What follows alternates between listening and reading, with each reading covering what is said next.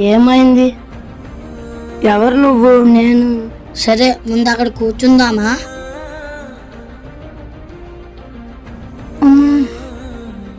అయ్యో పడిపోయాడురా. సరేలే ఇక్కడే కూర్చుందాం.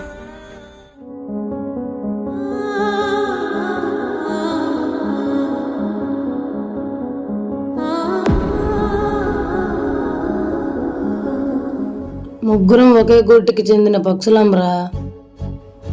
నువ్వు అనాథా? అవును, అనాథలమే. ఇప్పుడేం చేద్దాంరా? ముగ్గురం కలిసి ఎవరినైనా పని అడుగుదామా? ఆ ప్రయత్నం కూడా అయిపోయిందిరా. ఏమన్నారా?